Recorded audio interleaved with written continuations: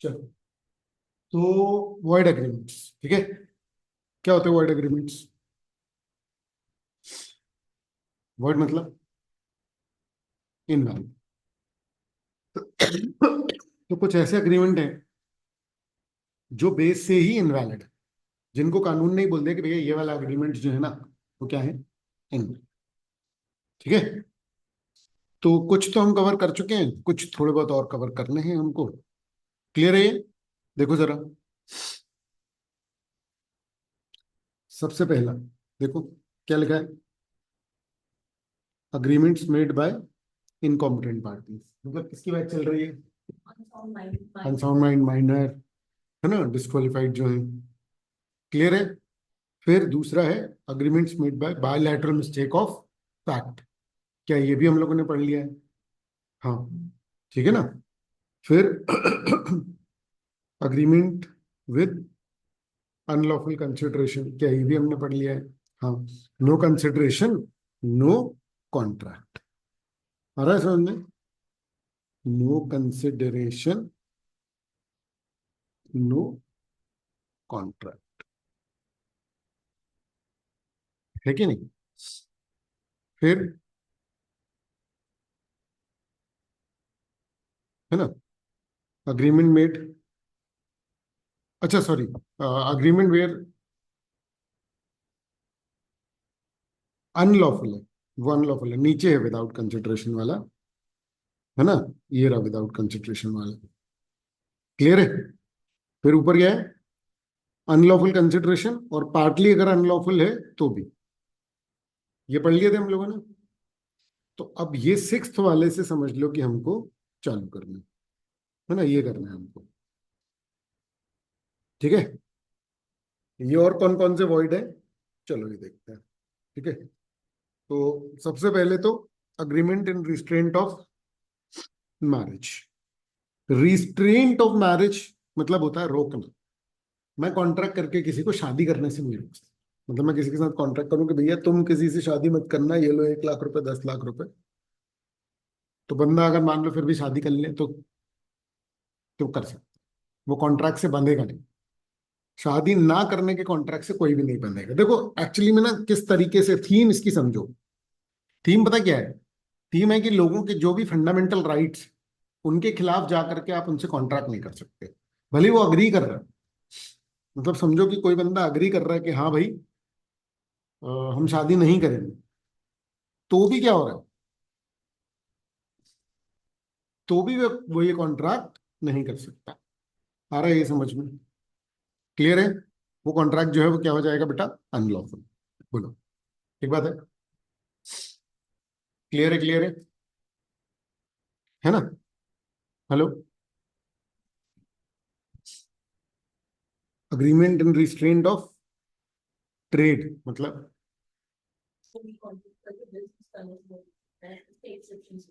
कोई भी lawful business करने से किसी को रोका नहीं जा सकता। फिर agreement in restraint of legal proceedings. ठीक है। मतलब है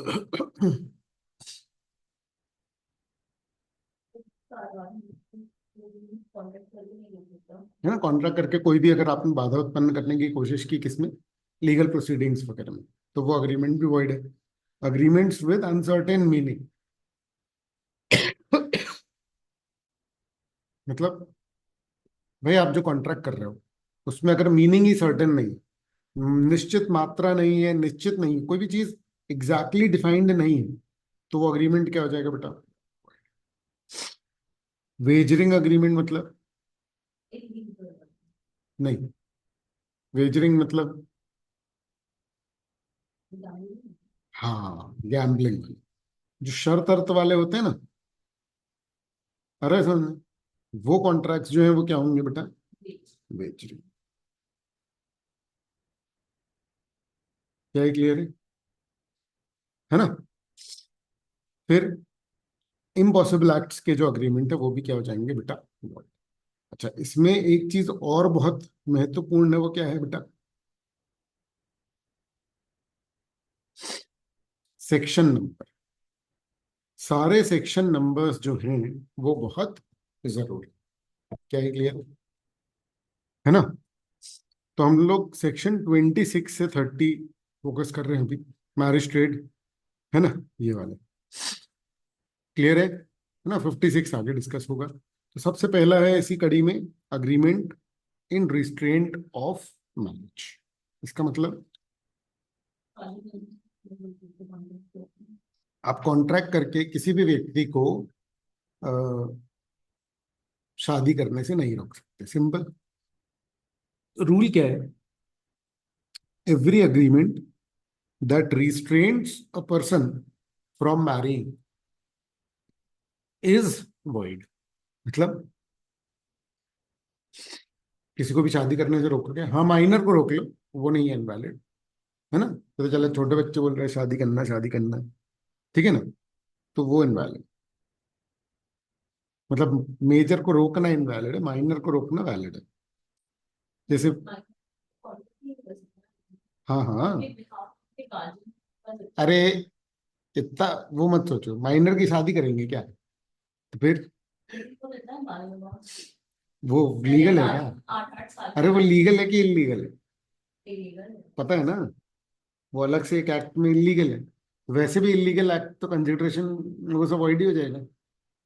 क्लियर है ना? तो चिंता मत करो, किसी माइनर की शादी नहीं हो रही है, ठीक है? है ना? if if a major promises not to marry for some compensation, इस प्रॉमिस को एनफोर्स नहीं किया जा सकता। मतलब जैसे कोई एक बंदा वादा कर दे किसी को कि हाँ मुझे 1 लाख रुपए दे दो, मैं शादी नहीं करूंगा, फिर वो कर ले शादी, तो उसको रोक सकते हैं क्या शादी करने से? नहीं। आप अग्रीमेंट करके किसी को भी शादी करने से नहीं रोक सकते। क्लियर है? फिर क्या बेटा? Agreement in restraint of trade. Agreement in restraint of trade मतलब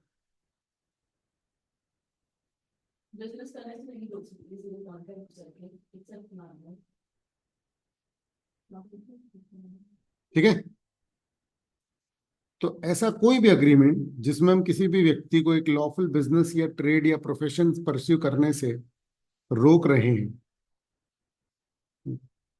टू दैट एक्सटेंट, बेटा ध्यान रखो क्या बोल रहा हूं मैं, टू दैट एक्सटेंट। अब ये क्या है बवाल? तो पॉइंट समझना कि ये जो पर्टिकुलर बात है, इसके कारण क्या होता है ना कि कभी भी एक बड़े अग्रीमेंट, अगर मान लो कि ये बात है कि आपको बिजनेस करने से रोका जा रहा है, तो वो पूरा का पूरा अग्रीमेंट वॉइड नहीं होता।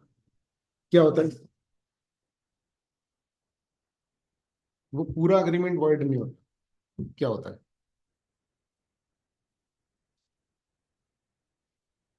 वो पूरा अग्रीमेंट वॉइड ना होकर के सिर्फ उस एक्सटेंट तक क्या होता है, वॉइड, जितना अग्रीमेंट में किसी बिजनेस को रोका गया। मान लो कि एक अग्रीमेंट है, उसमें 10 बात है, और उसमें से एक बात क्या है कि भाई बिजनेस भी मत करना, तो सिर्फ ये लाइन इनवैलिड हो जाएगी, पूरा का पूरा कॉन्ट्रैक्ट वैलिड रहेगा। सोच लो, सवाल है तो पूछ लो।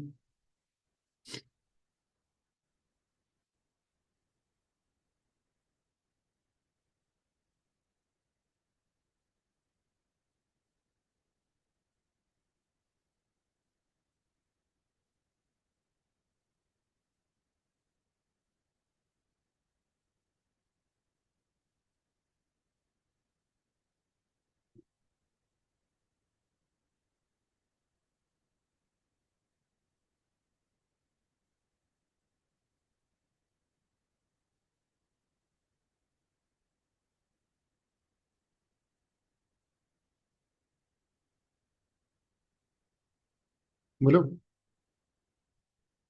मतलब जितनी बात है रोकने वाली, सिर्फ उतनी बात इनवैलिड होगी, बाकी पूरा अग्रीमेंट वैलिड रहेगा। बोलो बोलो बोलो, है ये क्लियर?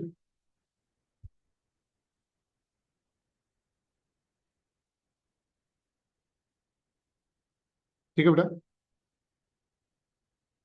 है ना? अब जनरल प्रिंसिपल क्या है?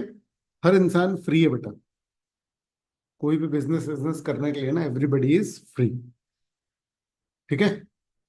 इसीलिए अगर आपने ऐसा कोई भी एग्रीमेंट किया जिसमें हम उसको रोक रहे हैं कोई बिजनेस करने से, तो वो अग्रीमेंट क्या होगा बेटा? पॉइंट। बोलो, है क्लियर? है ना? पर अब बात आती है इनके एक्सेप्शंस की। तो बेटा इनके एक्सेप्शंस का क्या मतलब है? मतलब ऐसे एग्रीमेंट कुछ हद तक वैलिड भी है। ठीक है। कहाँ कहाँ वैलिड है वो पर्टिकुलरली अपन लोग पढ़ ले रहे हैं। ये बातें डायरेक्ट क्वेश्चन और केस लो दोनों के पॉइंट ऑफ व्यू से बहुत इंपॉर्टेंट है। क्लियर है? क्लियर है?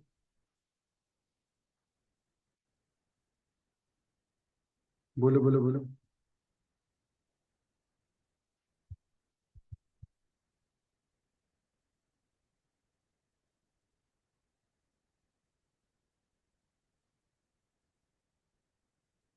बोलो बोलो बोलो।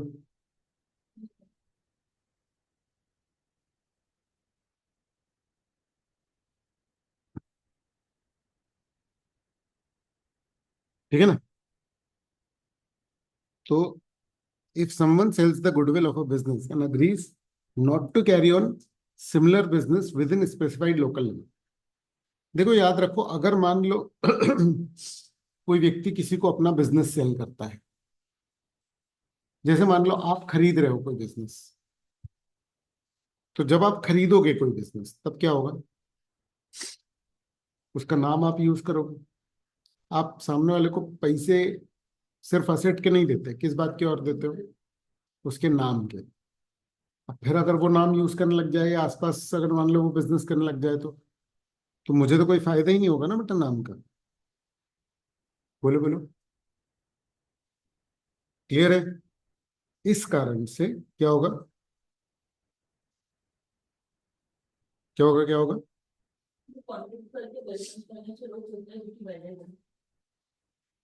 सेल ऑफ गुडविल के केस में agreement in restraint of trade is valid. समझे? समझे?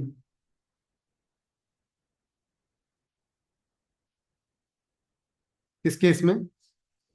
सेल ऑफ गुडविल के केस में। लेकिन जो रिस्ट्रिक्शन है वो रिस्ट्रिक्शन भी रीजनेबल होना चाहिए। बहुत इंपॉर्टेंट बात है। मतलब मैं उसको लोकल लिमिट्स में बिजनेस करने से रोक सकता हूं, पर मैं ये ना बोलूं कि भाई तुम पूरे देश में बिजनेस मत करना, ये नहीं बोल सकता हूं। बोलो बोलो बोलो।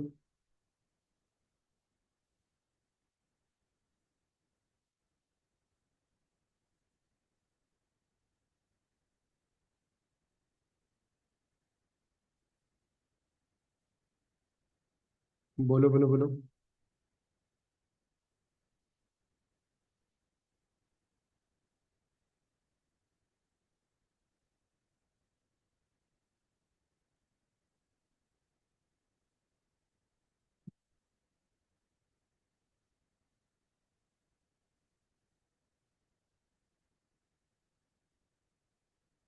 बोलो बोलो बोलो।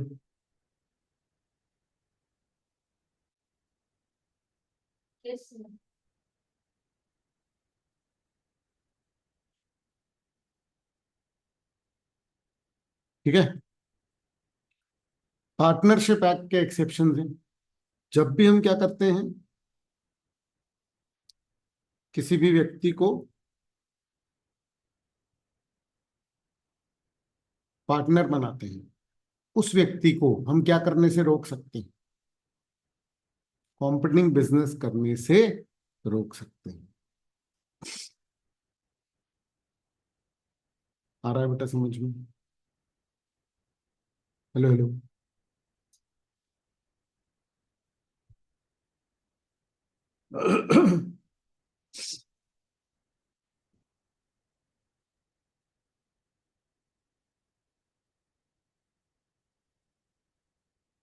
बोलो बोलो बोलो।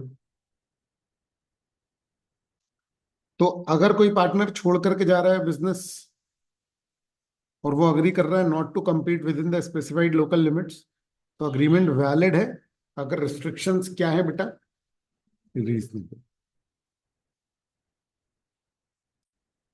आ रहा है समझ में?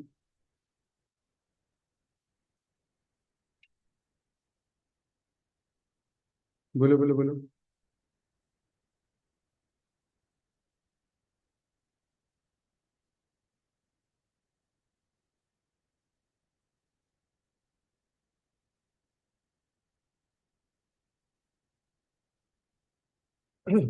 बोलो बोलो बोलो बोलो।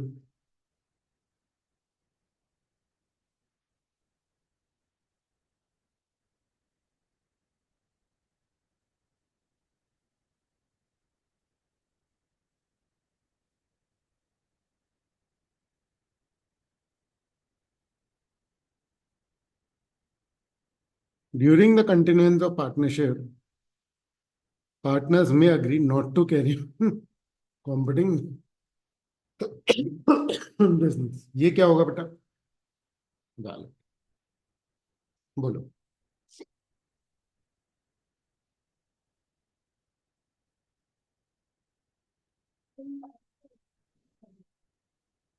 हाँ बेटा।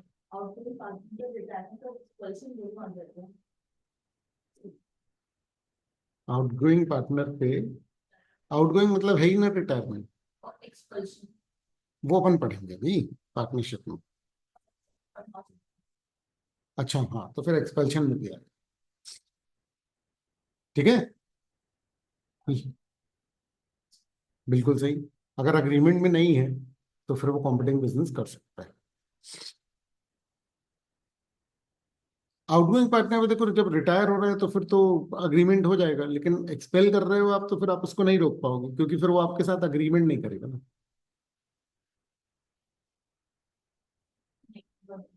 अगर आप एक्सपेल करोगे तो प्रैक्टिकली सोचो, क्या उसके साथ अग्रीमेंट होगा?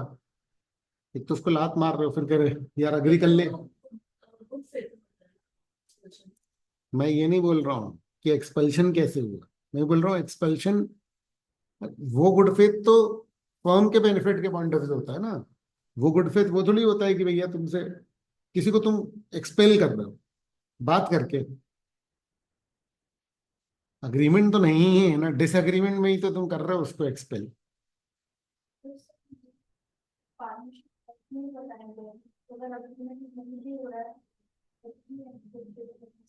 क्या इन्फोर्सेबल होना चाहिए?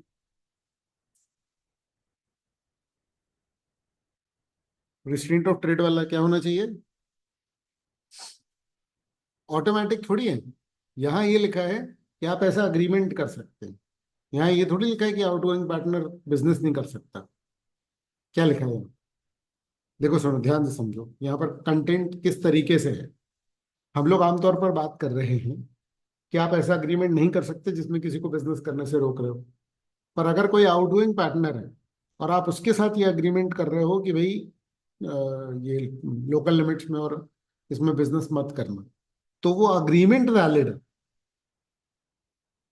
नहीं आया समझ में? हम लोग ये बिल्कुल भी नहीं पढ़ रहे हैं कि आउटगोइंग पार्टनर बिजनेस नहीं कर सकता। बोलो बोलो बोलो। क्लियर है?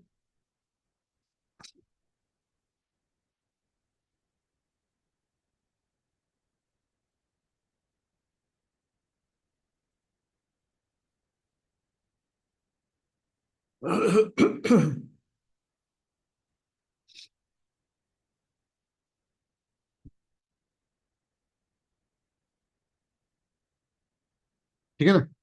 चलो फिर क्या है? Service agreement. सर्विस अग्रीमेंट का मतलब क्या होता है बेटा? बेटा सर्विस अग्रीमेंट का मतलब होता है आप किसी को नौकरी पर रख रहे हो।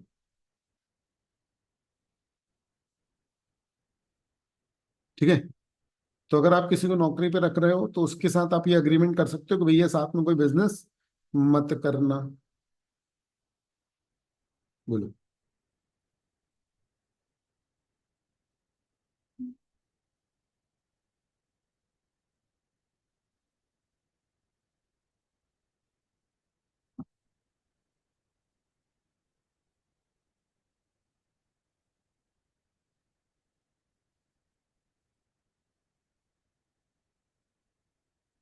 ठीक है।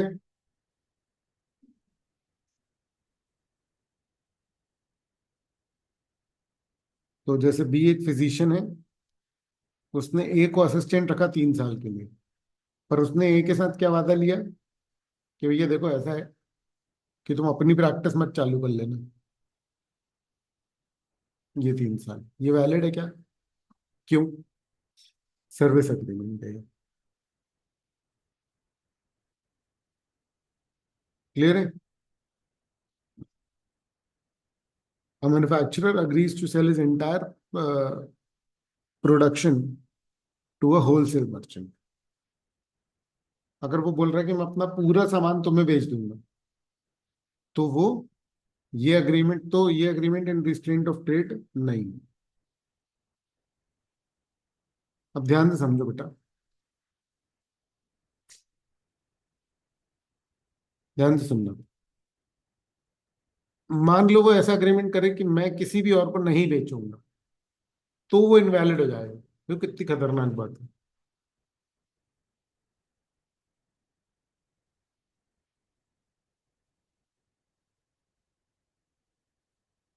अरे हाँ, आप ये बात नहीं कर सकते कि भैया हम नहीं करेंगे बिजनेस। आप ये बोलो मैं अपना पूरा प्रोडक्शन आपको बेचूंगा, वो बोलोगे मैं अपना प्रोडक्शन किसी और को नहीं बेचूंगा, ये इनवैलिड हो जाएगा। सोचो और बताओ।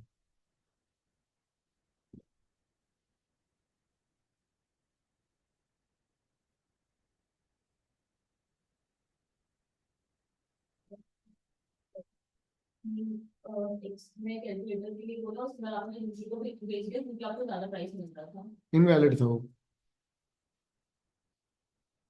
ठीक है। ये तो अलग मैटर ही अलग है। ये वाला पूरा अग्रीमेंट जो है वो इनवैलिड है। समझ रहे? चलो। अच्छा, सेलर्स मिनिमम प्राइस डिसाइड कर रहे हैं क्वालिटी मेंटेन करने के लिए। क्या ये रिस्ट्रेंट ऑफ ट्रेड है? ध्यान से समझना, अगर ये अनरीजनेबल होगा या ऑपरेसिव होगा, तो ये क्या होगा बेटा? इनवैलिड। अदरवाइज नहीं है। एक बार पूरा रीड कर लो बेटा।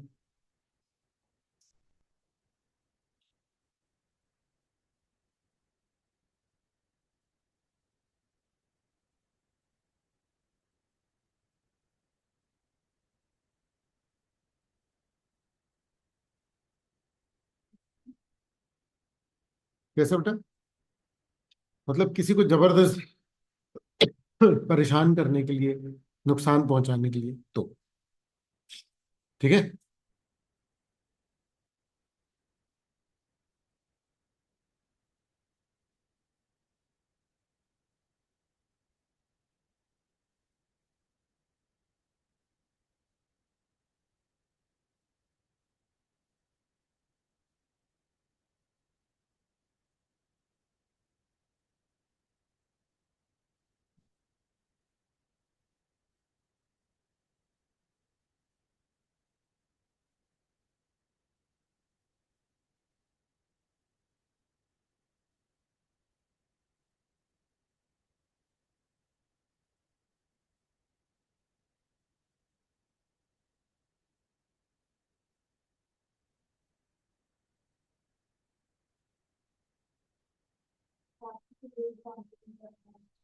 हाँ बेटा, 43, 44, 45। अगर एक मैन्युफैक्चरर ने अपना पूरा प्रोडक्शन किसी और को बेचने की बात की, तो ये वैलिड है, क्योंकि इसमें कहीं भी रिस्ट्रेंट जैसा कुछ नहीं आ रहा है। पर मैंने इसका एक और एग्जांपल क्रिएट किया कि मान लो मैं इसमें रिस्ट्रेंट इंक्लूड करूं, नहीं आप किसी और को नहीं बेचोगे, तो बेसिकली आप बिजनेस करने से रोक रहे हो। In that case it will be invalid. आपको पता है लोकल लेवल पर जो रेस्टोरेंट या दुकानें होती हैं, आप नोटिस करना कभी, जहाँ कोक मिलती है ना, बहुत बार वहां पेप्सी नहीं मिलती, और जहाँ पेप्सी मिलती है कोक नहीं मिलती। क्योंकि वो लोग एक्चुअली में ये एग्रीमेंट करते हैं कि हम अपना मटेरियल आपको तभी सप्लाई करेंगे जब दूसरे का नहीं रखोगे तुम। तो ये अनकहा सा होता है। अगर ये एकदम कोर्ट लेवल पर जाए तो ये एक्चुअली में इनवैलिड है। बट इतने छोटे लेवल पर कंपनी वो नहीं करती। 4 एग्रीमेंट वो कर लेते हैं, 4 दूसरे कर लेते हैं, दोनों खुश रहते हैं। समझ में आ रहा है? इसमें मरता कंज्यूमर है क्योंकि उसको हर जगह दोनों नहीं मिलते।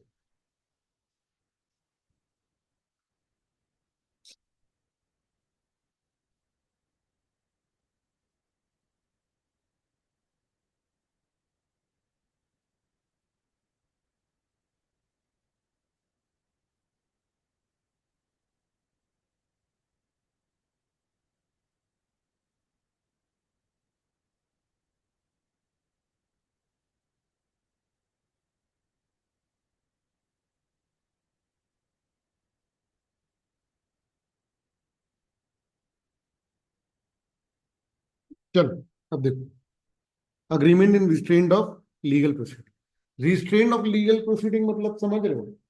मैं तुम्हारे साथ एक ऐसा अग्रीमेंट कर रहा हूं जिस अग्रीमेंट में मैं तुमसे ये कह रहा हूं कि तुम मुझ पर केस फाइल नहीं कर पाओगे। समझ रहे हो? मैं अग्रीमेंट करके तुम्हारे ऊपर एक रिस्ट्रिक्शन डाल रहा हूं कि तुम मुझ पर केस नहीं कर पाओगे। ऐसा अग्रीमेंट बिल्कुल भी इनवैलिड हो जाएगा। आ रहा है समझ में? ठीक है ना? ये अग्रीमेंट बिल्कुल भी वैलिड नहीं होगा जिसमें मैं अग्रीमेंट करके क्या बोल रहा हूं कि तुम मुझ पर केस ही नहीं कर पाओगे। बोलो बोलो बोलो।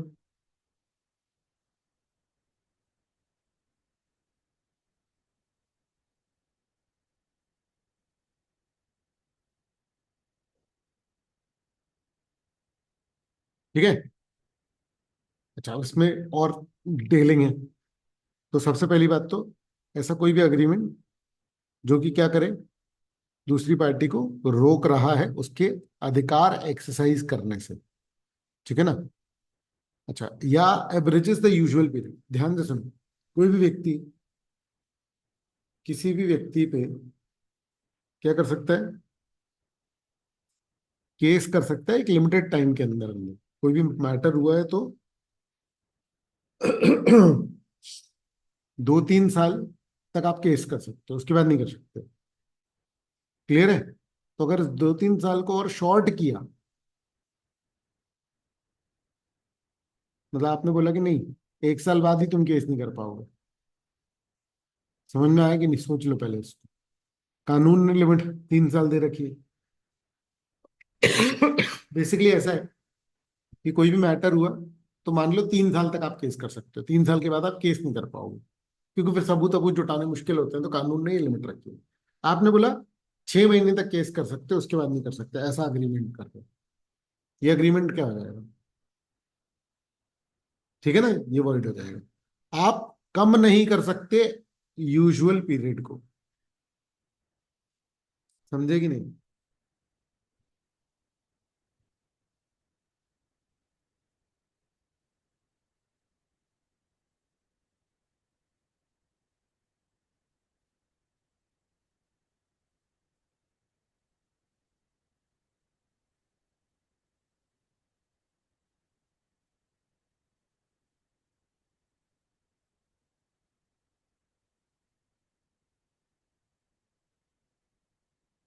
ठीक है, बोलो बोलो बोलो।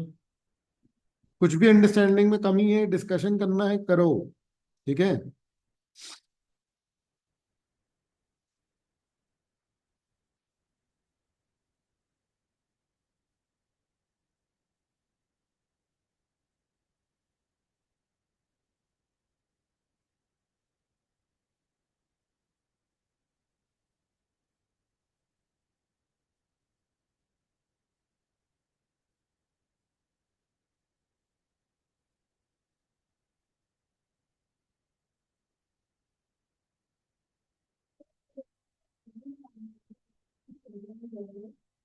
वो वाला केस 2 साल बाद मतलब 7 साल बाद दोबारा खुला है आपके 10 साल नहीं बाद। नहीं, अलग अलग केस की अलग अलग लिमिट है। 3 साल सिर्फ डेट वाले केस में है।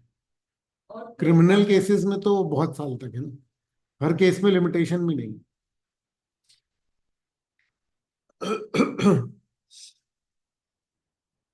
कुछ और तो नहीं पूछ रही थी ना? यही पूछ रही थी ना?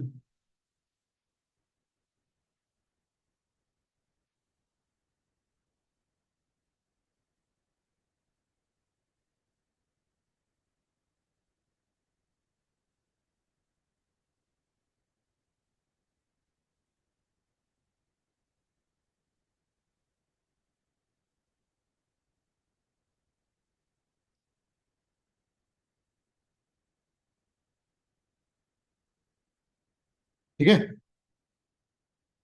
एक्सेप्शंस, आर्बिट्रेशन क्लॉज, पार्टीज में अग्री दैट डिस्प्यूट्स में बी रेफर्ड टू आर्बिट्रेशन। ध्यान से सुनना बेटा।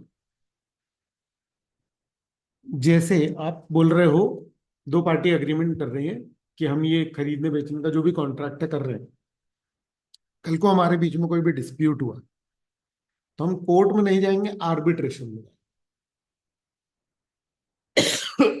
आर्बिट्रेशन क्या होता है ना, डिस्प्यूट रिजॉल्व करने का एक ऑल्टरनेटिव मैकेनिज्म, जिसमें कि कोई एक जज आप अपनी मर्जी से चुन लेते हो, और मान लो कि किसी घर में बैठ करके या कहीं एक ऑफिस में बैठ करके क्लोज्ड वे में आप क्या करते हो, केस जो है वो आपका रिजॉल्व होता है। अरे आर्बिट्रेशन में प्रोसीडिंग्स वगैरह पब्लिक पब्लिक नहीं होती। क्लियर है?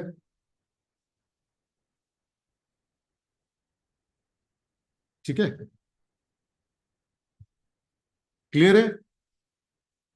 तो जब हम बोल रहे हैं आर्बिट्रेशन में जाएंगे, कोर्ट में नहीं जाएंगे, तो इसमें ये जो लाइन है कि हम कोर्ट में नहीं जाएंगे, ये रोकने वाली लाइन है, बट ये वैलिड है।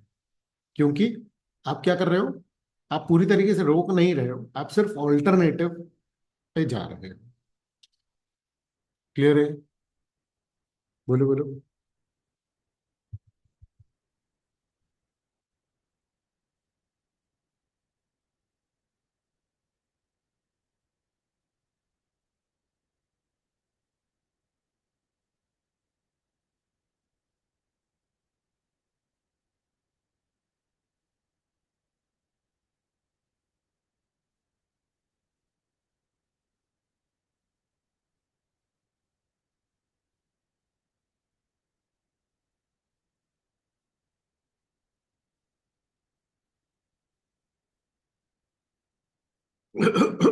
ठीक है।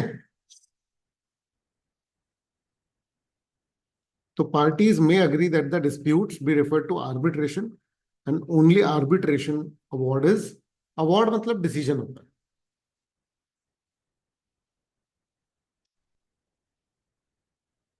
ये जो वर्ड्स है ना बेटा, ऐसे बहुत सारे वर्ड्स हैं जो आप लोगों को पूछने पड़ेंगे।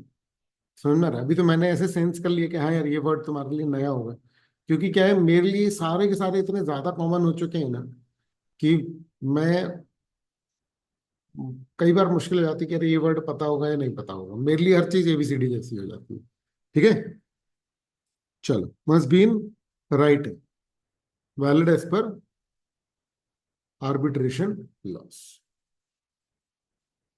क्लियर है?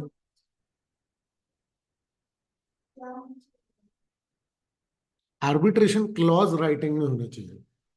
जब भी पार्टनरशिप का अग्रीमेंट या कोई भी ऐसा अग्रीमेंट बनता है ना, तो उस अग्रीमेंट में लिखा होना चाहिए कि हम लोग कहाँ जाएंगे, आर्बिट्रेशन। नहीं, आप आर्बिट्रेशन में जा सकते हो, पर पॉइंट ये कि कोर्ट का रास्ता रुका थोड़ी फिर। आप लिख करके किसी को रोक रहे हो ना, काय से रोक रहे हो, कोर्ट में जाने से। तो आपको लिखना पड़ेगा ना कि आर्बिट्रेशन में जाएंगे, अदरवाइज तो वो अग्रीमेंट इनवैलिड ही हो गया।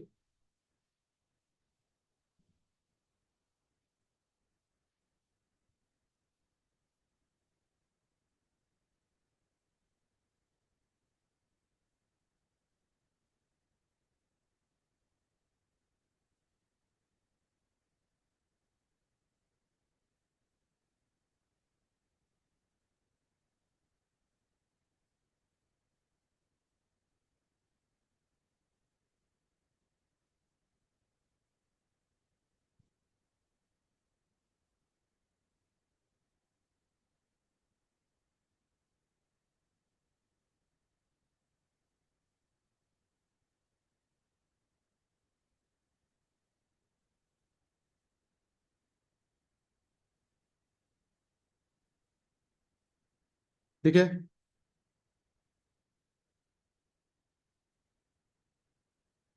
फिर क्या है, अग्रीमेंट्स विद अनसर्टेन मीनिंग, मतलब जिन अग्रीमेंट्स का मीनिंग अनसर्टेन है वो वॉइड हो जाएंगे। अब देखो, जिन अग्रीमेंट्स का मीनिंग सर्टेन नहीं है वो वॉइड हो जाएंगे। जैसे देखो, ए ने बी को कहा ये 100 टन ऑफ ऑयल चाहिए, कौन सा, अगर ये तय नहीं हुआ तो बेटा अग्रीमेंट क्या हो जाएगा? Void, due to uncertainty. However, if A only deals in coconut oil, it becomes certain and thus valid. ठीक है बेटा. फिर है वेजरिंग. बेटा वेजरिंग क्या होता है? शर्त वाले कॉन्ट्रैक्ट्स, वही गैम्बलिंग टाइप की. क्लियर है? अच्छा, अब एक बात ध्यान से समझना. ठीक है, ये जो पॉइंट्स है ना बेटा, एसेंशियल्स ऑफ अ वेजर, ये सबसे मेन है. अगर आपको कभी भी आता है ना, तो आपको क्या करना पड़ेगा?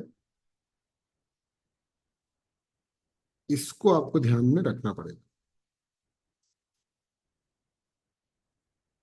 ठीक है. कब एक अग्रीमेंट, अच्छा देखो, तुम मुझे 100 रुपए दो, मैं तुम्हें ये कैलकुलेटर दूंगा. ये एक नॉर्मल बात हो गई, है ना? अब मान लो मैं बोलूं कि भाई अ, मैं किसान हूं, और है ना, मेरा खेत है और मैंने मटर लगाई है. मैंने कहा भैया, अगर फसल अच्छी हुई तो मैं वो तुमको 1 लाख में बेच दूंगा. अरे समझ, ये क्या, ये गैम्बल टाइप का नहीं लग रहा? क्योंकि मेरे को कंटिन्यूसी वाला है। तुम पढ़ चुकी हो इसलिए तुम बता रहे हो ना. मैं फ्रेश एनालाइज करने बोल रहा हूँ ना. मैं ये बोल रहा हूँ कि भाई, अगर तुम अगर लगा दे रहे हो कॉन्ट्रैक्ट में, इसका मतलब तो क्या है? कि ये हो भी सकता है, नहीं भी हो सकता है. वेजरिंग का भी मेन बात यही है. पर इसमें बुरा सा नहीं लग रहा. ये ना एक वैलिड बात है. समझ रहे? जिसमें हम लोग क्या डिस्कस कर रहे हैं कि अगर क्या हुआ, फसल अच्छी हुई तो 1 लाख में बेच दूंगा। कुछ बुरा सा लग रहा है क्या? कुछ गैम्बलिंग सा लग रहा है क्या? नहीं, एक जेन्युइन कॉन्ट्रैक्ट. मान लो मैं बोलूं, अगर इंडिया मैच जीत गई तो मैं तुम्हें 10,000 रुपये दूंगा, नहीं तो तुम मुझे 10,000 रुपये देना. अब हमने बचपन से सुना हुआ है, उस हिसाब से हमने एनालाइज किया होगा कि ये क्या है. ये तो सट्टेबाजी हो गई. बोलो, आया समझ में? तो अब पॉइंट समझो आप. वेजर जो है is an agreement between two parties. इसमें मेनली पैसे या पैसे की वर्थ की ही बात होती है. ये कोई सर्विस या कोई ऐसी चीज नहीं है. इसमें मेनली पैसे की ही बात है.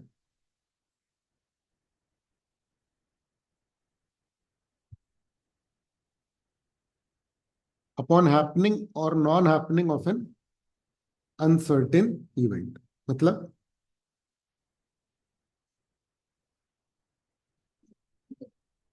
है ना, एक अनसर्टेन इवेंट है जो हो भी सकता है और नहीं भी हो सकता है. एसेंस मतलब इसकी मेन बात यह है कि दोनों में से दोनों पार्टी या तो जीतेंगी या तो हारेंगी. कॉन्ट्रैक्ट से अलग क्या क्या है वेजरिंग कॉन्ट्रैक्ट में, ये समझो. वेजरिंग अग्रीमेंट में किसी का जेन्युइन इंटरेस्ट नहीं है इवेंट पे. अब सुनो, आमतौर पर दो लोग जब कॉन्ट्रैक्ट करते हैं, देखो इधर, तो किसी भी चीज के आदान प्रदान का अगर मान लो कि ये कॉन्ट्रैक्ट कर रहे हो तो ये वैलिड है. हो सकता है ये कंटिंजेंट भी हो. समझ आ रहा है? ठीक है ना? लेकिन वेजरिंग जो होता है वो बेस्ड होता है एक इवेंट पर. इवेंट होता है अनसर्टेन.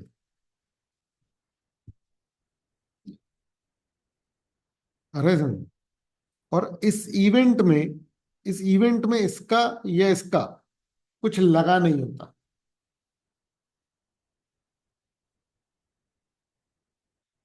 जब मैंने फसल वाला अग्रीमेंट दिया, फसल वाला मैंने क्या दिया एग्जाम्पल, उसमें भाई, उसमें इवेंट पे डिपेंड करती है किसान की फसल. तो मेरा लगा हुआ है ना, कुछ मेरा स्टेक है उसमें. और जब इंडिया मैच जीतेगी या हारेगी, उसमें मेरा कुछ स्टेक नहीं लगा हुआ. नहीं आया समझ? अगर मैं नॉर्मली बारिश पे कॉन्ट्रैक्ट करूं तो, अगर कल बारिश हुई थी तो मुझे 50,000 रुपये देने, नहीं तो मैं तुम्हें दूंगा 50,000 रुपये. ये इनवैलिड है, क्योंकि ये मेरा बारिश से क्या लेना देना. पर अगर मैं किसान हूं और मैं फसल बेचने की बात कर रहा हूँ, तब मैं बोल रहा हूँ कि अगर बारिश अच्छी हुई तो फिर मैं आपको फसल बेच दूंगा 1 लाख. तो वो एक वैलिड कॉन्ट्रैक्ट है, कंटिंजेंट होगा। अभी अपन लोग पढ़ेंगे आगे। वेजरिंग में सबसे इंपॉर्टेंट है कि आप इसको कंटिंजेंट के साथ कंपैरिजन में पढ़ें। वेजरिंग होता है शर्त वाले कॉन्ट्रैक्ट। हम ऐसी चीजें अपनी सोसाइटी में प्रमोट नहीं करना चाहते। आ रहा है ये समझ में? अभी आज की रेट में पता है तुमको, इसको बाईपास करके बहुत गड़बड़ हो रही है। मतलब लोगों ने वो, ये लॉटरी वॉटरी वाले बहुत सारे ऐप नहीं आ गए, लोग उसमें अपने करोड़ों अरबों रुपए जो हैं वो बर्बाद करते रहे। पता है आपको ये वाली बात? लेकिन उनका एडवर्टीजमेंट भी कितने बड़े बड़े क्रिकेटर्स कर रहे हैं। अब वाला बोल रहे हैं ना वो क्रिकेट देखो। देखो मैं तुमको एक बात बताता हूँ। शाहरुख खान ऐड करता है विमल गुटके का, अक्षय कुमार करता है, अजय देवगन करता है, टाइगर श्रॉफ करता है। देखा है आपने? समझ रहे? तो उनसे पूछा गया कि अरे आप ये गलत चीज जो है वो प्रमोट कर रहे हैं, क्लियर है? तो शाहरुख खान का ये कहना था कि भाई हाँ ये चीजें बहुत गलत हैं और इन चीजों को सरकार को ही बैन कर देना चाहिए। अगर सरकार इन चीजों को अलाउ कर रही है तो फिर हम अपना रेवेन्यू क्यों छोड़ें? आ रहे समझ में? ठीक है, अब ये सही है गलत इसको छोड़ देते हैं। मेन मुद्दे की बात ये है कि लोग इसीलिए क्या करते हैं, एडवर्टाइजमेंट करते हैं, क्योंकि वो अपना पैसा कमा रहे हैं। वो मोरालिटी नहीं बता रहे। समझ में आ रही है बात? जबकि प्योरली इलीगल। हर एक ऐप जो है वो बंद हो जानी चाहिए। समझ में आ रहा है? लूडो में जो पैसे लगा रहे हैं वो बंद हो जाना चाहिए। सीधा सीधा इलीगल है और एक्चुअली में सोसाइटी के लिए बहुत बुरा है। और ऐसी सैकड़ों चीजें हो रही हैं, लेकिन अब कोई कुछ कर नहीं सकता, क्योंकि क्या होता है ना कि जब कैपिटलिस्ट टेक ओवर करते हैं तो वो प्रॉफिट के पॉइंट ऑफ व्यू से सोचते हैं, वो सोसाइटी के पॉइंट ऑफ व्यू से नहीं सोचते। तो इस बात का कोई इलाज नहीं है। बड़े दुख से मुझे ये कहना पड़ रहा है कि आज की डेट में हमारी मोरालिटी या जो भी हमारे संस्कार हैं या जो भी कुछ है, वो सब आपके अपने पास है। हर इंडिविजुअल उसको इंडिविजुअली फॉलो कर सकता है, किसी पर ना थोप सकता है और ना बड़े लोगों से ऐसा एक्सपेक्ट कर सकता है। आपको ही बच करके चलना पड़ेगा। हम एक आम इंसान है, अरे सुन। हाँ, हम ये एक्सपेक्ट करते हैं कि हाँ नेताओं को या बड़े बिजनेसमैन को इस मोरालिटी का ध्यान रखना चाहिए, बट वो नहीं रखते हैं क्योंकि पता नहीं उनको और क्या चाहिए जीवन में। अरे समझे? ठीक है। मुझे लगता है कि इतना पैसा आने के बाद पता क्या करना चाहिए, सोसाइटी के अच्छे के पॉइंट ऑफ व्यू से सोचना चाहिए। अरे समझे? लेकिन पता क्या, तुम एक बार इमेजिन करो कि वो विमल गुटके वाली कंपनी कितने पैसे बना रही होगी कि वो शाहरुख खान, अक्षय कुमार, टाइगर श्रॉफ और अजय देवगन को एक साथ अफोर्ड कर पा रही है। आप एक बार इमेजिन करके देखो कि भैया ठीक है वो गुटखा बेच रहे हैं कंपनी वाले, लेकिन कितने पैसे कमा रहे हैं। तो बिल्कुल अनबिलीवेबल अमाउंट है, और इस कारण से ही लोग इमोरल हो जाते हैं, क्योंकि भैया पैसे तो अच्छे दिख ही रहे हैं ना। ठीक है। और जब तक हम मरेंगे तब तक तो सोसाइटी शायद बर्बाद ना हो, उसके आगे हो। तो पता नहीं, मुझे लगता है यही चल रहा होगा। खैर, ये सब मेरा पर्सनल ओपिनियन। चल, तो promise to pay money only, तो वो वेजर, अच्छा आप एग्जाम्पल देख लेते हैं। सबसे पहले तो वेजिंग एग्रीमेंट्स वर्ड होता है। ए बी से बोल रहा है अगर बारिश हुई तो 50,000 रुपये देंगे, नहीं हुई तो तुम हमको देना। ये वेजरिंग है और इस कारण से ये क्या है, वॉइड। क्लियर है? If one party has control over the event, it's not wager. मतलब अनसर्टेन होना चाहिए में। अगर किसी एक भी पार्टी का क्या है,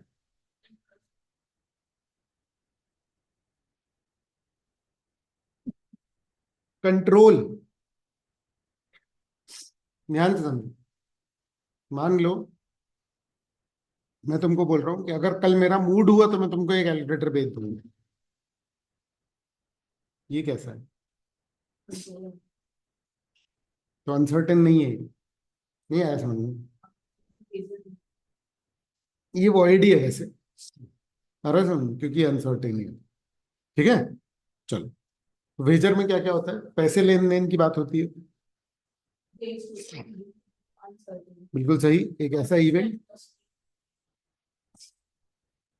हाँ हाँ, no legitimate interest in the event. ठीक है, दो पार्टीज, दोनों पार्टी या तो जीतेंगी या तो हारेंगी, और दोनों की कॉमन इंटेंशन होती है एक तरीके से शर्त टाइप लगाने की। तो बेटा वेजरिंग पढ़ लो। Wagering is also one of the favourite concepts to be asked in exams.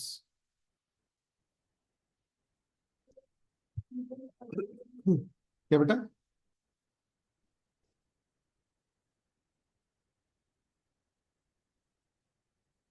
अच्छा। उसने जो पैसे लगाए उसके अलावा उसका इवेंट में कोई इंटरेस्ट नहीं। मतलब इंडिया जीते हारे उससे उसके जीवन में कोई अंतर नहीं आ रहा, पर उसने जो पैसे लगाए बस वो है माइंड में। स्टेक का मतलब कुछ इंटरेस्ट उसने लगा रखा है अपना, उसने कुछ इन्वेस्टमेंट कर रखा है ना।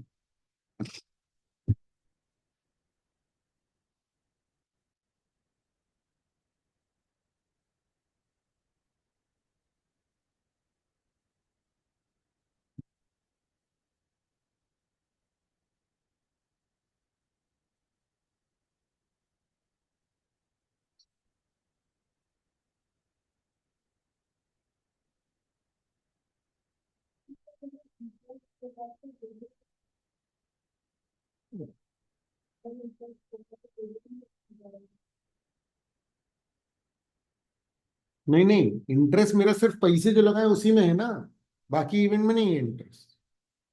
वो यही तो बोल रहा है कि no legitimate interest except the stake. नहीं आया समझ में?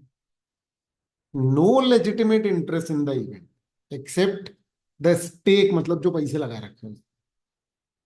No legitimate interest. नहीं हुआ क्लियर?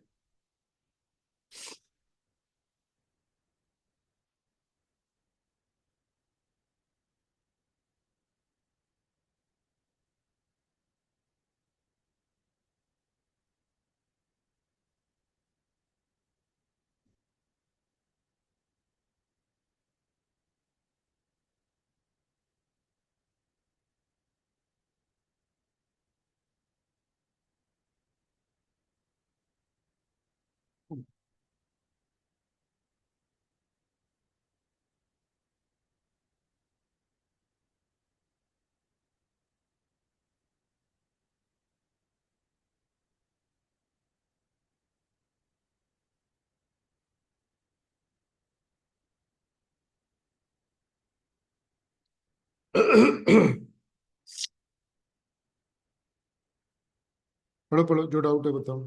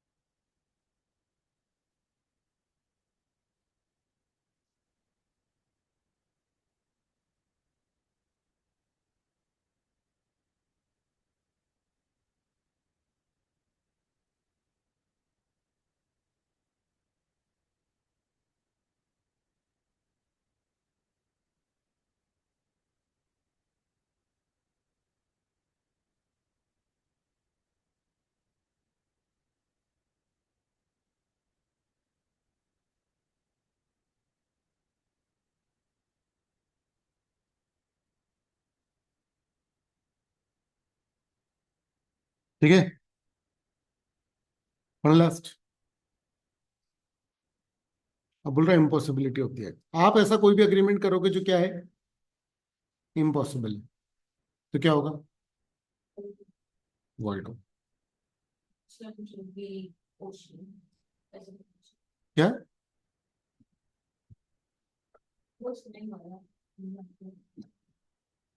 कल मैं एक्चुअली में पुराने केसेस देख रहा था, ठीक है ना। खैर एक का मैं वीडियो भी बना करके डाल रहा हूँ, बहुत ही इंटरेस्टिंग लगा था मुझे वो केस। वो वाला तो खैर तुम लोग वीडियो में ही सुन लेना, ठीक है ना। वो वाला तो आज वीडियो में आएगा तो ही देख लेना, 1 मिनट बस। खैर दूसरे बताता हूँ तुमको। एक बंदा था, उसने घर खरीदा, और बाद में उसमें अजीब अजीब एक्टिविटी होने लगी, भूत भूत वाली। तो उसने कोर्ट में अप्लाई किया। तो फिर पता है कोर्ट ने उसको टर्न डाउन कर दिया कि भैया ये सब कुछ नहीं होता, फालतू बातें मत करो। मतलब वो कॉन्ट्रैक्ट जो है वो कैंसिल नहीं कर पाया। ठीक है, बताता हूँ तुमको और केस। एक था, अ, एक चूजे की कस्टडी, कोर्ट में लड़ रहे थे एक चिकन की कस्टडी के लिए। कोर्ट ने उसको खारिज कर दिया, बोले इंसानों को लगता है, जानवरों को नहीं लगता। एक बंदर ने फोटोग्राफर के कैमरे से फोटो खींच ली थी। फिर फोटोग्राफर ने कॉपीराइट के लिए अटेम्प्ट किया, तो उसको कॉपीराइट नहीं मिल रहा, तो बोले कि ये तो बंदर ने खींची है फोटो, तुमने थोड़ी खींची, इसमें बंदर का कॉपीराइट होगा। कोर्ट ने डिक्लाइन कर दिया, बोले कि जानवरों को कोई कॉपीराइट नहीं मिलता। चलो बताता हूँ तुमको, कल देखा था मैंने।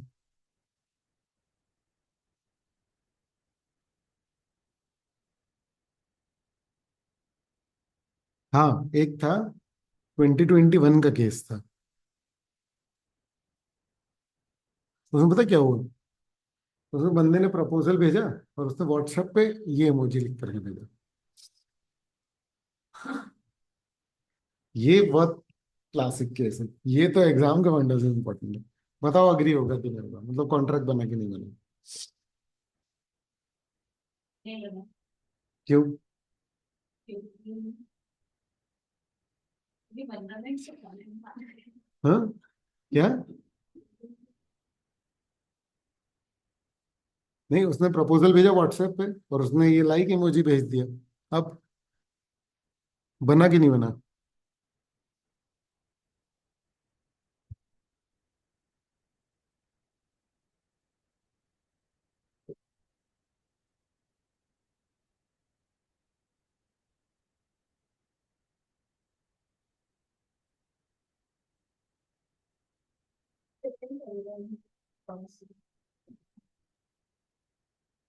नहीं, वो एक्सेप्टेंस ही नहीं है, क्योंकि ये लाइक इमोजी के मल्टीपल मीनिंग्स निकल सकते हैं, तो ये प्रॉपर एक्सेप्टेंस नहीं है। ठीक है। फिर एक बंदे ने, 2016 का केस है, महाराष्ट्र का, 5 रुपए में उसने अपनी प्रॉपर्टी बेच दी फ्रेंड को, उसने रजिस्टर भी करा ली। ठीक है, और बाद में बच्चे ने केस किया कि अरे ये डील वैलिड नहीं, वैलिड है, वैलिड है। कोर्ट ने बोला कि consideration no matter how small is valid, both the parties agreed. आ रहा है सर, वॉलेंटरली किया है तो valid। लेकिन हम लोगों ने वो तब पढ़ा था जब अंडर इन्फ्लुएंस का केस हो। यहाँ कोई अंडर इन्फ्लुएंस की बात ही नहीं हो पाई। अगर अंडर इन्फ्लुएंस प्रूव कर देता वकील तो जीत जाता। 2001 में एक बंदे ने केटरर के साथ कॉन्ट्रैक्ट किया था कि भाई तुम जब भी बोलोगे हम शादी का कॉन्ट्रैक्ट करेंगे, 200 रुपये प्लेट पे। 2021 में वो जो जिससे कॉन्ट्रैक्ट हुआ था, उसकी लड़की की शादी थी, कह रहा आप 200 रुपये प्लेट लगाओ, कॉन्ट्रैक्ट हुआ था अपनी। केटरर मना करने लग गया, कह रहा आप कहाँ 200 रुपये में लगाएंगे। ठीक है, तो अब बताओ कोर्ट का क्या वर्डिक्ट आया, क्या लगता है क्या डिसीजन हुआ होगा? कोर्ट ने किसको बोला होगा, किसका साथ दिया होगा, केटरर का कि दूसरे का? केटरर का। क्यों? क्योंकि चेंज ऑफ सर्कमस्टेंसेस का क्लॉज लग दिया। कॉन्ट्रैक्चुअल ऑब्लिगेशंस लंबे टाइम तक अगर अनरीजनेबल हो जाती है, अनफेयर हो जाती हैं, तो इनवैलिड हो जाएंगी। ये नई बात है, ठीक है ना। एक बंदे ने कॉन्ट्रैक्ट किया, 2015 का केस है, राजस्थान का। सेलर ने एक गाय बेची, बोला कि ये रोज 10 लीटर दूध देगी और एक सोने का टुकड़ा देगी, और बंदे ने खरीद भी लिया। तो फ्रॉड्यूलेंट मिसरिप्रेजेंटेशन के चक्कर में कॉन्ट्रैक्ट इनवैलिड हो गया। ठीक है, गजब गजब कॉन्ट्रैक्ट होते हैं। ठीक है, एक लड़की ने अपने बॉयफ्रेंड के साथ कॉन्ट्रैक्ट साइन किया, ठीक है, कि तुम अगले 5 साल तक मुझसे ब्रेकअप नहीं करोगे, और अगर किया तो 10 लाख रुपए इमोशनल डैमेज के देने पड़ेंगे। ठीक है, 2 साल बाद लड़के को किसी और से प्यार हो गया और उसने ब्रेकअप कर लिया। तो लड़की ने बोला ब्रीच ऑफ कॉन्ट्रैक्ट, 10 लाख रुपए दो। कोर्ट ने बोला कि relationships are not commercial transactions, तो ये एनफोर्स नहीं हो सकता। बट काय को है, लड़की हार गई तो तुमको बुरा लगने लगा है? ठीक है,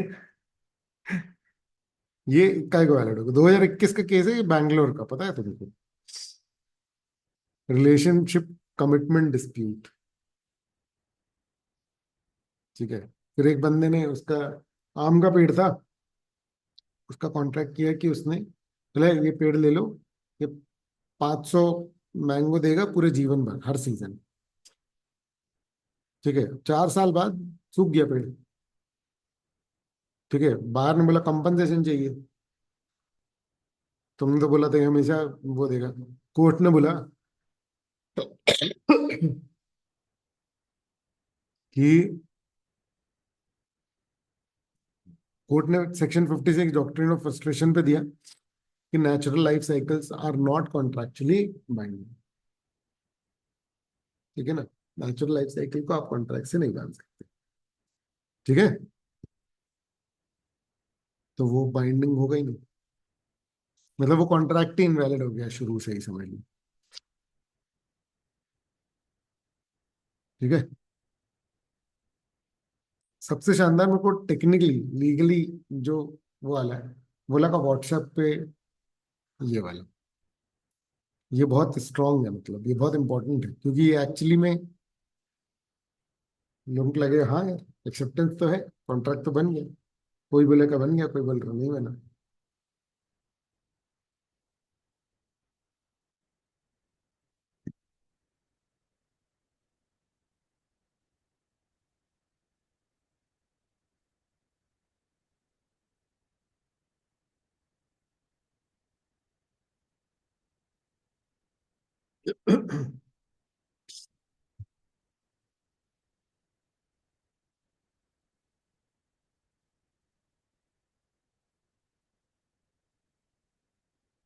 ठीक है, कौन सा है? एक का मैंने कल वीडियो बनाया, वो देख लेंगे।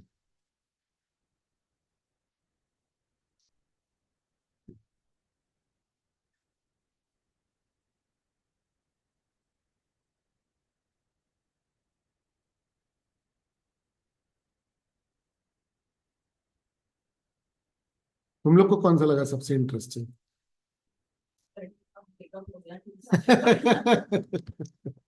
हमने पढ़ा था और कि इमोशनल डैमेज के लिए मिलता है वो कंपनसेशन। अलग मैटर है, वो अलग मैटर है। और उसने कॉन्ट्रैक्ट नहीं किया था, मतलब सब कुछ लीगली था, ऐसा कुछ था नहीं कि अनसर्टेनिटी ऑफ डिपेंड करता है ना, देखो हम ये केस जो पढ़ रहे हैं ना, हम डिसाइडेड केस पढ़ रहे हैं, समझो, जिसका डिसीजन आ चुका है। ठीक है, और केस फैक्ट्स अपने को पता है नहीं कि उन्होंने रिटर्न में किया, ऐसे ही बात कर ली या क्या, है ना, समझ में, ये सब अपने को कुछ नहीं पता है। तो अपन बाकी सारी चीजें अज्यूम करने लगे, कोर्ट में सारी चीजें होंगी। अगर यही केस, मेन बात ये समझो कि ऐसा नहीं है कि सिर्फ इस बेसिक फैक्ट पे कोई भी जीत जाएगा, कोई भी हार। इस बेसिक फैक्ट पे क्या होता है ना, कि मल्टीपल टाइप के वो होते हैं, कोई भी जीत सकता है और कोई भी हार भी सकता है। आए ये समझ में? ठीक है, चलो।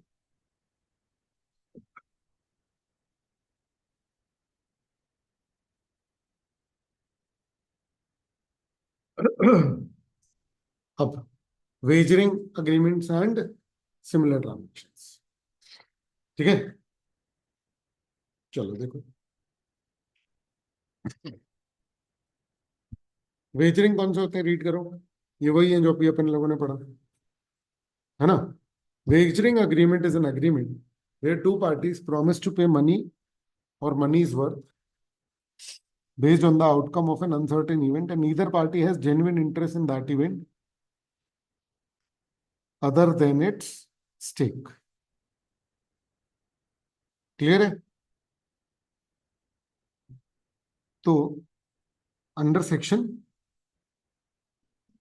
30 क्या होगा, वेजरिंग अग्रीमेंट्स आर वॉइड, ठीक है ना।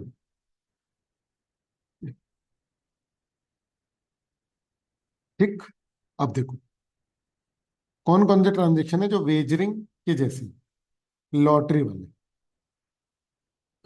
अब लॉटरी पता है ना क्या होती है, गेम ऑफ चांस। तुमने एक टिकट खरीदा, तुम्हारा नंबर फंस गया तो तुम विनर हो, नहीं तो फिर तुम्हारे जितने टिकट खरीदने के पैसे थे वो डूब गए, ठीक है ना। तो this is also a contract, है कि नहीं। तो lottery is a game of chance, कोई स्किल या नॉलेज तो है नहीं। इसका प्राइम मोटिव अगर गैम्बलिंग है तो ये प्योरली क्या है बेटा, वेजर। भले ही गवर्नमेंट सैंक्शन हो, भले ही गवर्नमेंट सैंक्शन हो, लॉटरी वेजरिंग है। Although these conducting it are exempt from certain criminal penalties under APC IPC.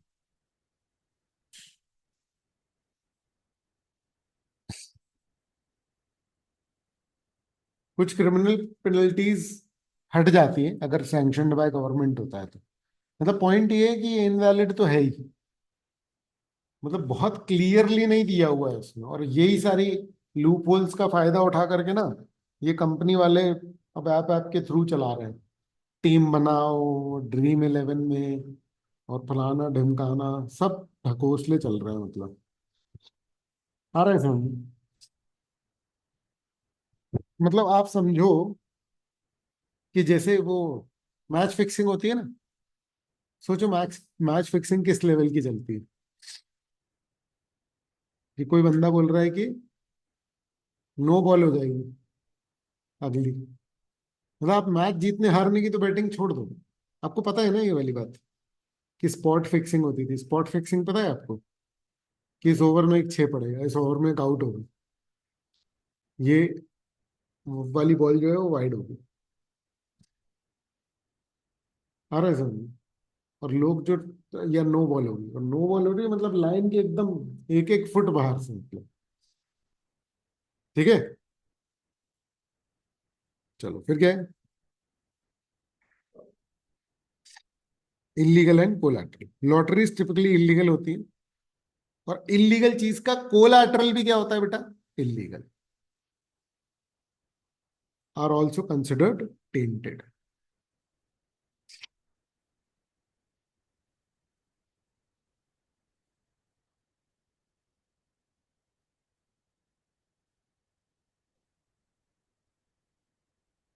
उसके लिए पैसे उधार लिए किसी ने, ठीक है।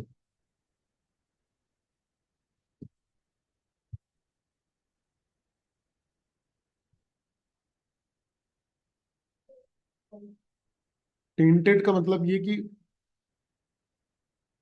वो सपोर्टिव कॉन्ट्रैक्ट पे भी दाग लग गया, आ रहा है समझ, वो भी खराब हो गया मतलब।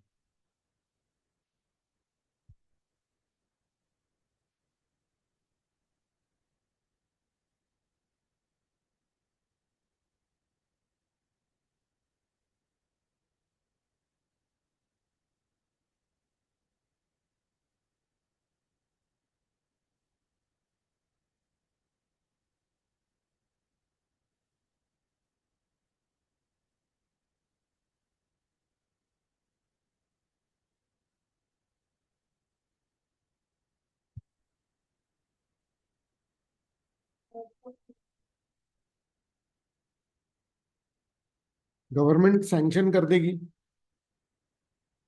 अगर, आपको पता है बहुत सारी लॉटरीज गवर्नमेंट सैंक्शन चलती है। अच्छा, महाराष्ट्र और गुजरात में भी अलग रूल चलते हैं। हमारा देश जो है वो ऐसा है कि यूनिटरी भी है और फेडरल भी है।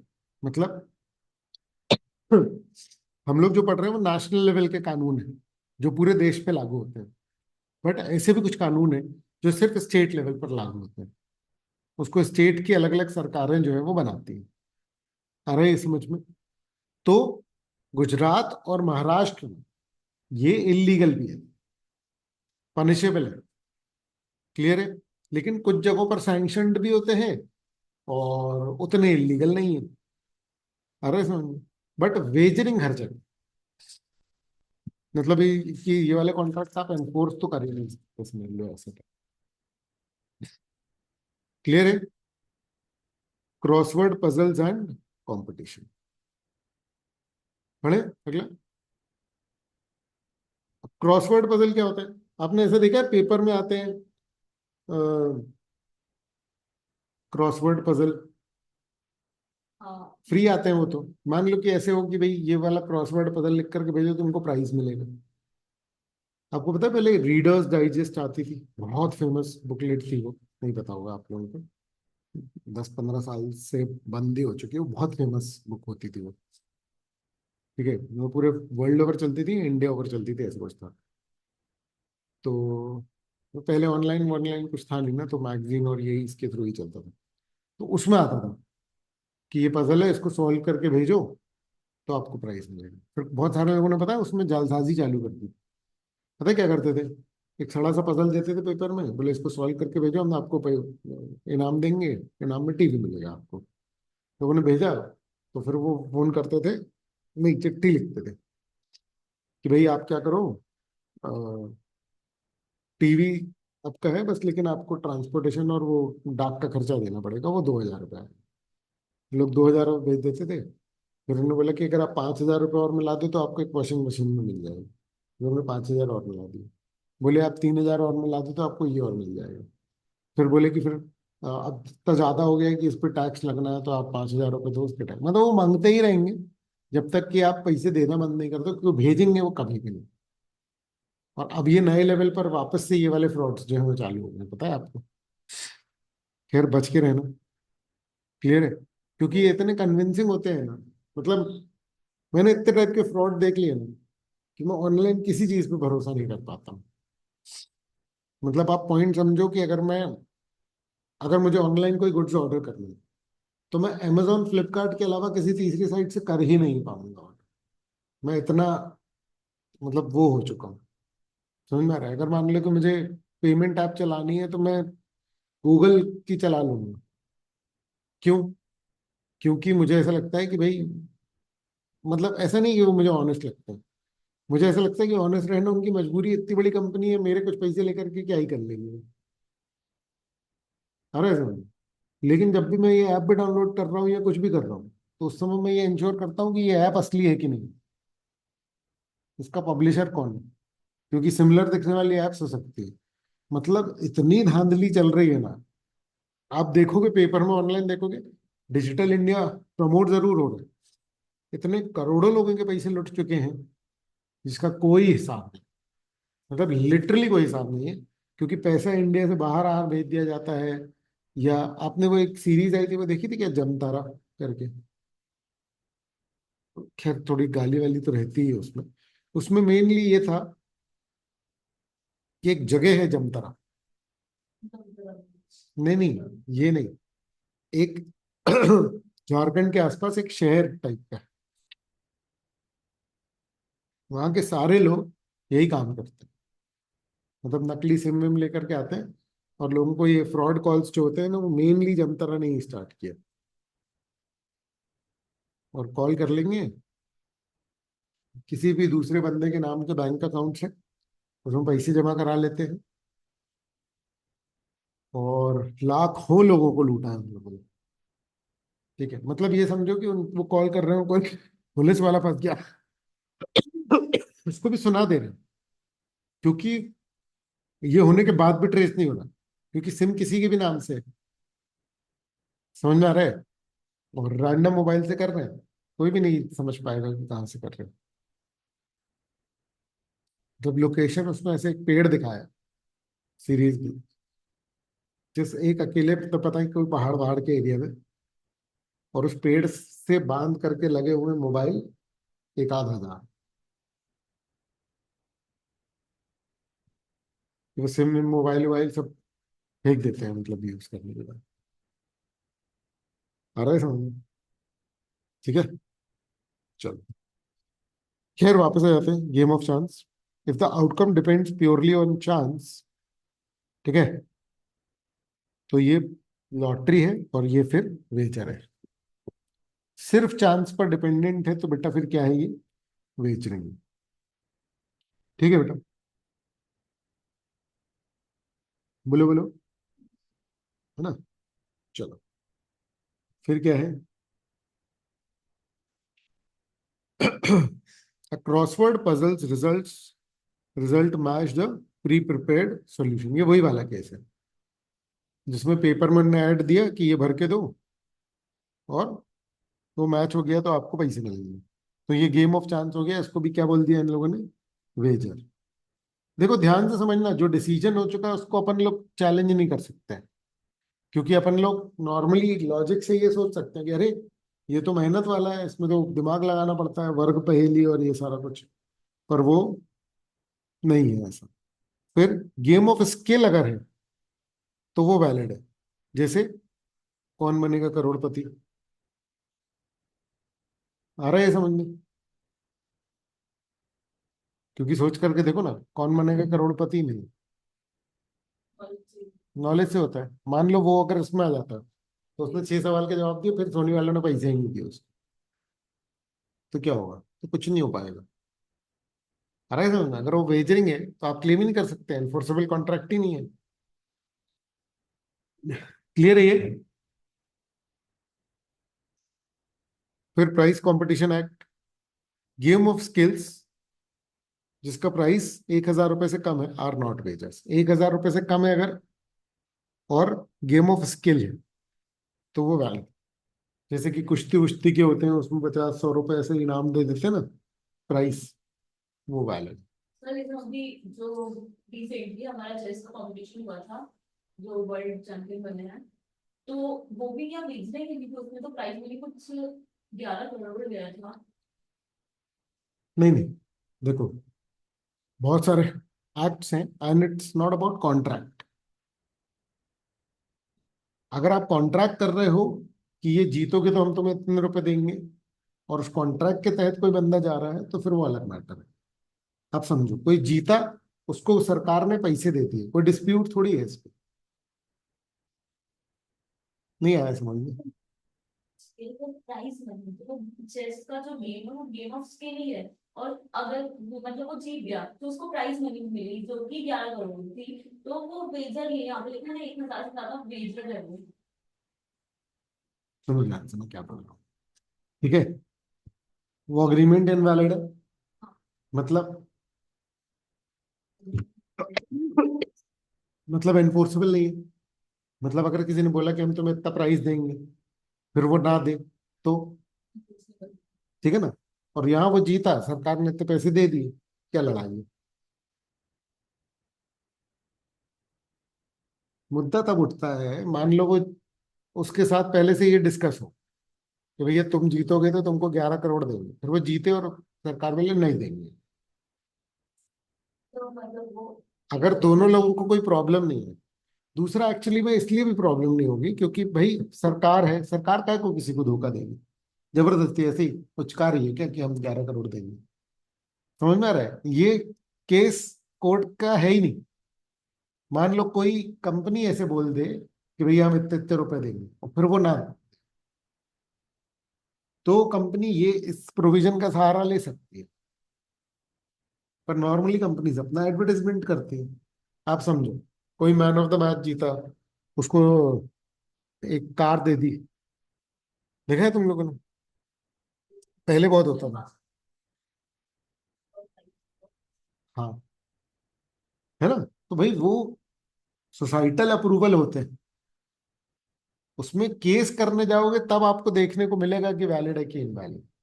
कोई चीज इनवैलिड होती है तो वो अपने आप थोड़ी ना खत्म होती है। तुम समझो, मान लो मैं किसी व्यक्ति से कॉन्ट्रैक्ट करूँ कि भैया 50,000 रुपये ले लो, किसी से शादी मत करना। और वो ना करे जीवन भर, तो उसमें कानून ने क्या कर लिया? पॉइंट समझ में आ रहा है? पर उसके ऊपर एनफोर्सेबल नहीं था, वो चाहता तो मेरी बात नहीं मानता। यही होता है नॉलेज। समझ में आ रहा है? मान लो मैं जीवन भर उसको डरा के रखा कि भैया देख कॉन्ट्रैक्ट है, तूने मना किया तो तेरे ऊपर केस कर दूंगा, ये वो। आया समझ में? क्लियर है? चलो, अब स्पेक्युलेटिव, ये भी ना शर्त वाले ही होते। तो अगर मान लो कि, ध्यान से समझना, ये जो है ना, if parties intend merely to settle differences based on market price changes, no actual delivery of goods, ये गैम्बलिंग। जैसे मान लो अपन लोग शर्त लगाएं कि यार अभी मार्केट में एप्पल जो है 200 रुपये किलो चल रहा है, मैं कह रहा हूँ 200 रुपये ही रहेगा, तुम बोल रहे हो नहीं नहीं 210 जाएगा, उनका चलो लगी शर्त। तो अगर 210 गया तो जितना ऊपर गया उतने पैसे मुझे तुमको देने पड़ेंगे। तो ये क्या है? गैम्बलिंग। अच्छा, एक चीज सुनना अब इसमें सबसे मेन, ये जो है ना, यही टाइप के कॉन्ट्रैक्ट्स होते हैं बेटा शेयर मार्केट में, पर उनका फ्रेम ऐसा बना दिया जाता है कि वो क्या है, डिलीवरी ऑफ गुड्स के जैसे हैं। मतलब वो कॉन्ट्रैक्ट होते हैं ऑप्शंस वाले, कि आप ऑप्शन खरीदो आपको शेयर अल्टीमेटली मिल जाएगा। टोटल धोखेबाजी है, क्योंकि वो लोग उसको शेयर्स, मतलब वो एक्चुअली में वो ऑप्शन की तरह नहीं है, वो शेयर्स, शेयर्स खरीदने के नहीं है, वो गैम्बलिंग वाली, बट वो बहुत ऑफिशियली वैलिड रूप से चल रहा है। क्लियर है बेटा? हेलो? प्राइस के ऊपर अगर बैठे तो वो स्पेक्युलेटिव ट्रांजेक्शन। स्पेक्युलेटिव मतलब कि मैं सिर्फ प्राइस डिफरेंस से कमाने की सोच रहा हूँ, कि चलो मैं इस पर 10 रुपये लगा देता हूँ, ये कल को 12 रुपये हो जाएगा, मैं बेच दूंगा। बहुत ही शॉर्ट टर्म। ठीक है? पर अगर मैं गुड्स डिलीवरी कर रहा हूँ तो क्या है, वो वेजर नहीं। समझना, मैं दुकान में गया, मैंने बोला भैया ये टेबल मुझे बेच दो, कितने की है? 1,000। मुझे लग रहा है कि मंथ एंड तक ये 1200 की हो जाएगी। तुम बोल रहे हो कि ये टेबल मैं खरीद रहा हूँ 1,000 रुपये की, और मंथ एंड पे मैं जाकर के बोल रहा हूँ कि भैया तुम सिर्फ 200 रुपये दे दो, क्योंकि ये बढ़ गई ना, मैंने 1,000 रुपये में खरीदी थी, ये 1200 की हुई, तो मुझे 200 रुपये दे दो। तो बेसिकली मुझे टेबल नहीं खरीदनी थी, मुझे सिर्फ गैम्बल करना था, वो इनवैलिड।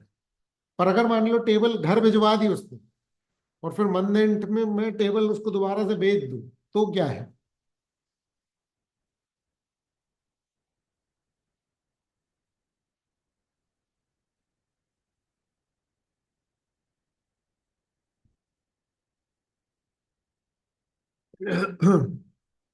ठीक है?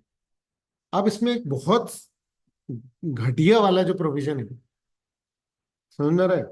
वो ये है, हॉर्स रेस में 500 से कम का जो है वो वेजर है।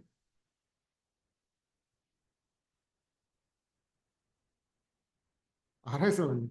ये प्रोविजन समझ के बाहर है। क्लियर है? 500 से कम का वेजर है। अब ये मिस प्रिंट है, ये क्या है, पर ये यही है जो है। आ रहा है बेटा समझ में? तो जैसे 2 लाख का कॉन्ट्रैक्ट किया कि देखो चेतक जीत जाएगा, ये अग्रीमेंट वेजरिंग नहीं है, क्योंकि ये 500 से ज्यादा है।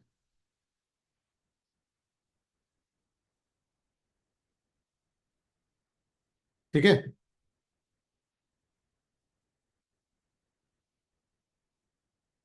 क्लियर है? क्लियर है?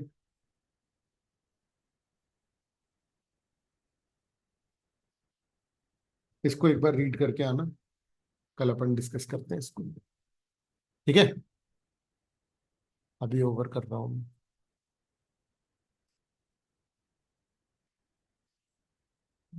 क्लास आओ अब, है?